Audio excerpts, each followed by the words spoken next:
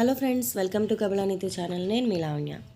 నాకు ఒకరోజు అర్ధరాత్రి 2:40కి మెలకు వచ్చిందండి. ఏం చేయాలి ఆ టైంలో, ఏం చేయాలన్నా చేయబుద్ధి కాదు. అందుకని టీవీలో భక్తి ఛానల్ పెట్టుకున్నాను, పాటలు విన్నాను కాసేపు. ఇంకా అయినా కానీ నిద్ర రావట్లేదు. ఇక ఇల్లు శుభ్రం చేసుకుందాము అని భీష్మించుకున్నానండి. అంటే ముందు రోజంతా అన్నీ ఎక్కడ పడితే అక్కడ బట్టలు పడేసి ఉన్నాయి, అన్నీ చిందరవందరగా ఉంది. ఆ రోజు చేద్దామంటే ఓపిక లేదు. బాగోక పెందరాడి నిద్రపట్టింది. పెందరాడి నిద్రపట్టడం వల్ల ఏమో మధ్యలో 2:40కి మెలకు వచ్చిందనమాట. చూసారా, ఇల్లంతా ఇలా ఉంది. ఇదిగోండి, ఇక్కడ తెచ్చిన సరుకులు ఇలా ఉన్నాయి, కుర్చీలో బట్టలు ఉన్నాయి. ఇవన్నీ శుభ్రం చేద్దామని కంకణం కట్టుకున్నాను. అట్లా టీవీలో దేవుడి పాటలు వింటూ మొత్తానికి సర్దేశాను అనమాట. మీకు మధ్య మధ్యలో టైం కనబడుతూ ఉంటుంది చూడండి. ఇవన్నీ చేసిందా, పెట్టిందా, ఎప్పుడు చేసిందో అని కొంతమంది సందేహిస్తారు కదా, అందుకని చూపిస్తున్నాను అనమాట. ఫస్ట్ ఎక్కడ పడితే అక్కడ ఉన్న సరుకులు అన్నీ కింద పడేసినవన్నీ చూపించాను. తర్వాత ఇల్లంతా నీట్గా సర్దుకున్న చూపించాను. ఇప్పుడు వంటగదికి వచ్చేసాను అనమాట. వంటగది చూసారా, చెప్పాను కదా ఈ మధ్య నాకు కొంచెం హెల్త్ ఇష్యూస్ వచ్చినాయని.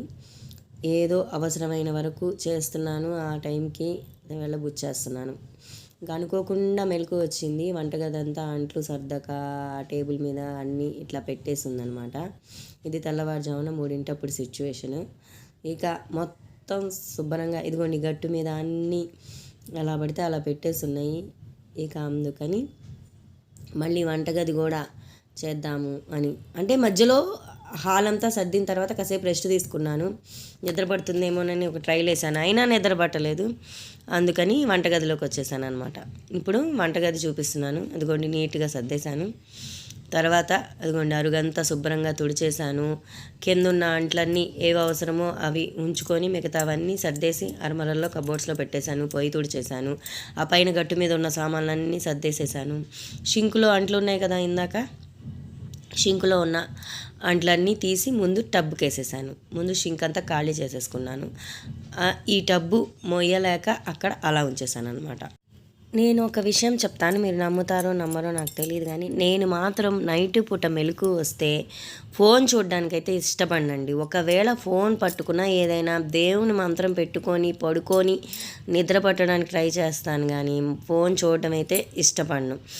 మీరు నమ్మినా నమ్మకపోయినా ఇప్పుడు నాకు వచ్చే నష్టమేం లేదు. ప్లస్ మీకు అబద్ధం చెప్పాల్సిన పని కూడా నాకు అవసరం లేదనమాట. ఇప్పుడేం నేను ఫోన్ చూసానంటే మీరు వచ్చి నన్ను ఏం కొట్టరు కదా.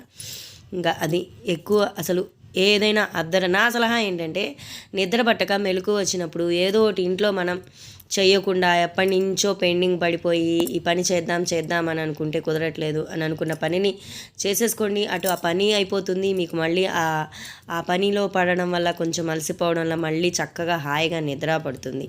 ఏమంటారు, నా సలహా బాగుందా?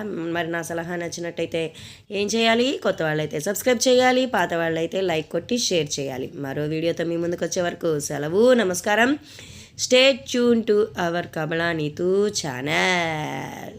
త్వరలో బిగ్ బాస్ వస్తుందండి బాబు. బిగ్ బాస్కి సంబంధించిన జెన్యూన్ రివ్యూస్ కోసం మా ఛానల్ని చూస్తూనే ఉండండి. అవసరమైతే కనబడి ఏదన్నా కుదరకపోతే వెనక వాయిస్ ఓవర్ ఇస్తూ చెప్తాను. మొత్తానికైతే బిగ్ బాస్ చెప్పకపోవడం అనేది జరగదు. బిగ్ బాస్ కోసం మాత్రం ఖచ్చితంగా సబ్స్క్రైబ్ చేసుకోండి. Thank you.